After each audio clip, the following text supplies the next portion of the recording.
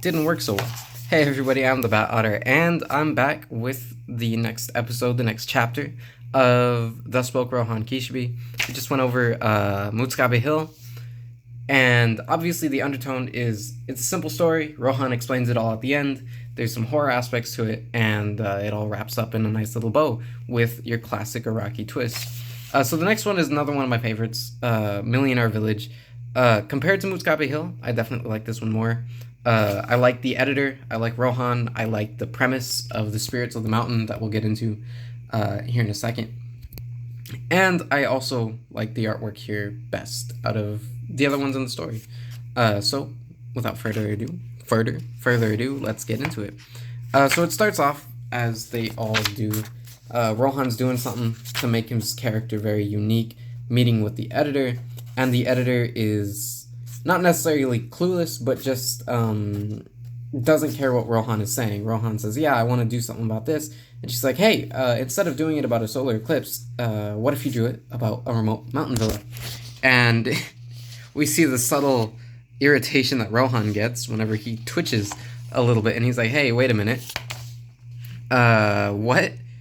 And she's acting completely oblivious to the entire thing. He's like, hold on, I said I wanted to do this. You're saying I should do this. What's your deal, man? So she goes over the idea that there's this village that a bunch of millionaires live at.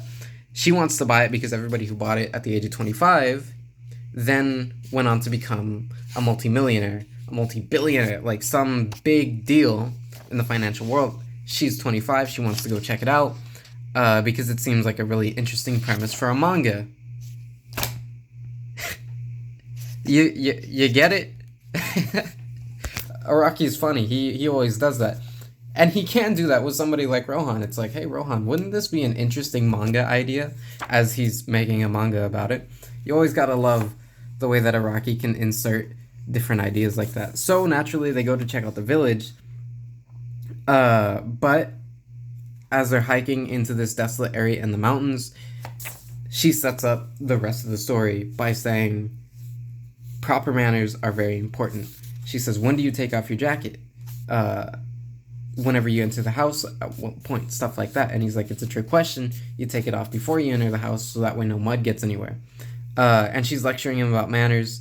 She's like, you kind of have this superiority complex. And Rohan is like, I have no idea what you're talking about. I'm better than everybody. That's not a superiority complex. That's just true. So on their way in, they pick up a little baby bird that got stranded. They put it in a box and take it in while they're greeted by this crystal-eyed little black-eyed child. He's like this tall. They're much taller than him, and he walks like a funny video game character. Once again, Araki going into the absurd by using these unique characters. He sits them down into a room, says, I'll be back to meet with you shortly, and the story begins. She says, wait, this might be the test of manners. They're very picky about that. How do you pick up the cups? How do you drink from the cups? Stuff like that.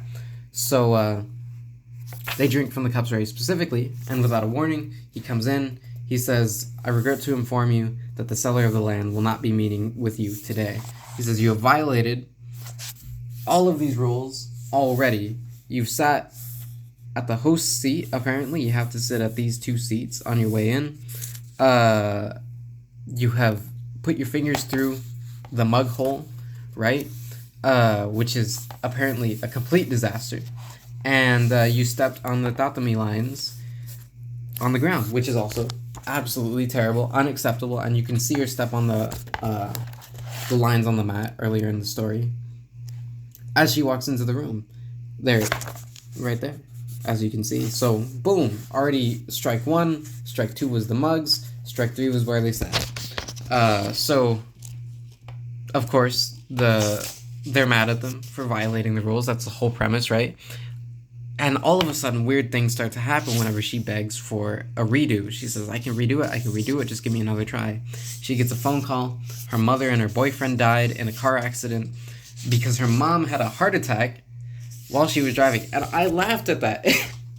Like I said, I don't know if it's just my twisted brain, but I can never get onto these horror things. And the little baby bird in Rohan's pocket died. So you figure out real quickly that by violating the manners, some supernatural force then violates you, in the simplest way to put it. And because she asked for the retry. So Rohan uses Heaven's Door, figures out that this kid is just a servant of the mountains, and but in doing so, he violates manners by turning somebody into a book in their own abode without their permission, and she starts having a stroke or a heart attack. Because what's the most important thing to Rohan? Manga, creating manga. So if his editor dies, he's nothing. He'll probably get fired. He'll never be able to put out any more manga through the company. And he says, your breaches in manners have brought you a loss. It's like, will you make another attempt or will you be leaving? And he says, will she die? He says, I can't leave like this. Spare her. She just wanted to be happy. And he cares about her because she's his editor. You see, Rohan's real weird like that. I like the characterization that is able to be done with Rohan through these little stories because it builds him a little bit more as a character. And while you always kind of knew that in part 4, seeing the way that Rohan acted, everything was about his manga, it was about research, and even the way that he so sparingly uses Heaven's Door,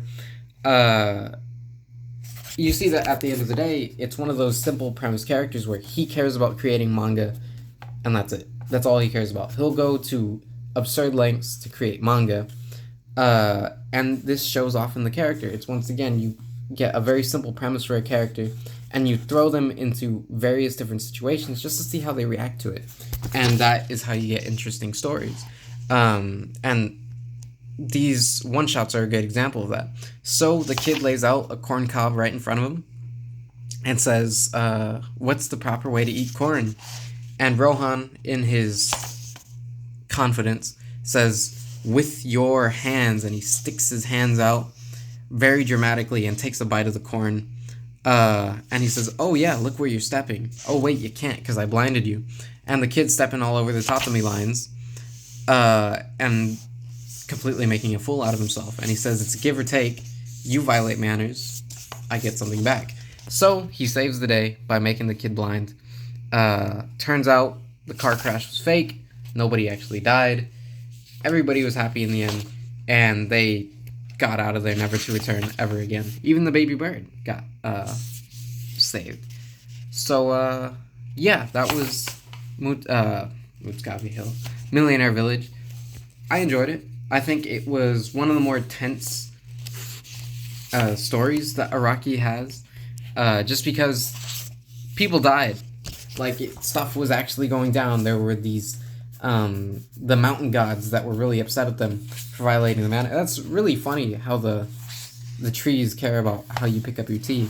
But, you know, trees can be a little quirky like that sometimes.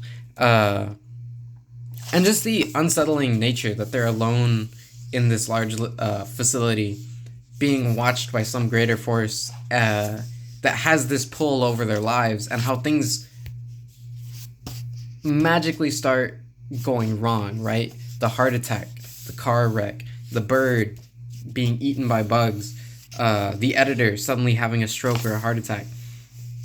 To me, that's more unsettling than a lot of the other premises in these stories. And to me, that adds more urgency to the story, which can build tension. I think the corn cob, of course, is pretty funny, because the way that he saves the day, the climax of the story, is him saying, you eat it with your hands, and picking it up and eating it. You know, it's just funny like that. So yeah, I enjoyed this story. Like I said, it's one of my favorites from at least this collection of one-shots. And I think it's the most tense.